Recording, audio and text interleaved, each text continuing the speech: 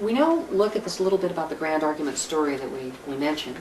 Grand argument story is when all of this stuff here is included, every little detail down to the last smallest element of character. But you don't always want to tell a grand argument story, but you still want to tell a complete story. If you just took one of these areas, like mind, you could explore nothing but people's attitudes and leave out the activities, the situations of the universe, the manners of thinking, and just look at attitudes, and that short story would then be only 1/4 as much detail and 1/4 as long, probably, depending on how you tell it, but it would be complete, because you said, this is the scope that I want to explore in this story. And the audience will then look at that scope, and they'll be able to say, yeah, okay, as long as the author covered everything in here, then I'll buy that. It's a complete argument. But the biggest danger is that if you decide you want to add just a few little bits out of this other area, the audience is going to assume that you're trying to make a larger argument. And they'll start trying to put those pieces together, and they'll invest their emotional effort and time into working it out. And if you don't complete that larger vision, then they're going to feel that the whole argument is bogus because they think this is the argument, and they'll discount it out of hand.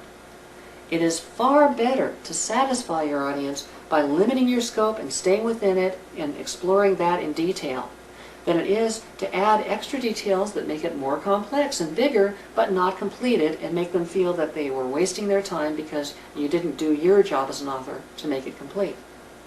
There's also another way, rather than just taking chunks like this. You could take levels. For example, if you're writing children's stories, let me move this close a little bit so that you can see this. If you're writing children's stories, then you might want to only use the top level and the second level down, which will deal with plot, and you might want to stay away from thematics. Or you might want to just only deal with thematics and not deal with the plot, not deal with the genre, not deal with the characters. Maybe you want to make your characters represent thematic considerations rather than the elements. You can do that. There's no reason why you can't represent different aspects of the story as characters or different aspects of the story as what's happening in the plot. It doesn't have to be that the types are plots and the elements are characters.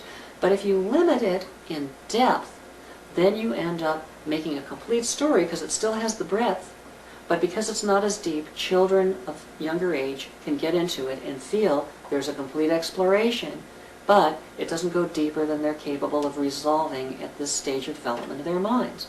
So, by chopping things up that way, you can come up with a multitude of different kinds of stories, and we call it, when you take slices like that, vertical, slicing. And when you take them horizontal and take off pieces, we call it dicing.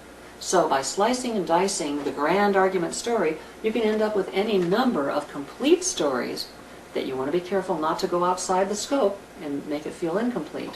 But any number of complete stories of a smaller nature. So a story doesn't have to be a grand argument story to be good. It can be a small story and still be complete. And in fact, you don't even have to tell a story. Telling a tale is just fine, as long as the audience doesn't expect that you're trying to make something bigger. Because you see, when you tell a story, a tale is like a scanning line on a TV set. It's a series of scenes or sequences, and that's all it is, just experiences if it's one long line. But if you put it on a TV set, then each line has to do double duty. Each sequence, each scene is a mini tale. Those tales stacked up together eventually create a larger picture.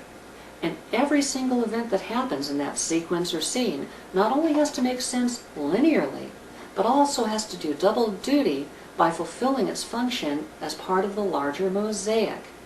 That's the relationship between the events that happen linearly in a tale. There's no other obligation. It begins, these things happen, it ends, it's proven that path, as long as there's no missing steps, as long as it's consistent. But if you want to tell a story, then you're going to need to make sure that it comes up to that larger view that says this is better or worse than all the other ones that might be, and it creates a larger meaning. Every single story point has to do double duty.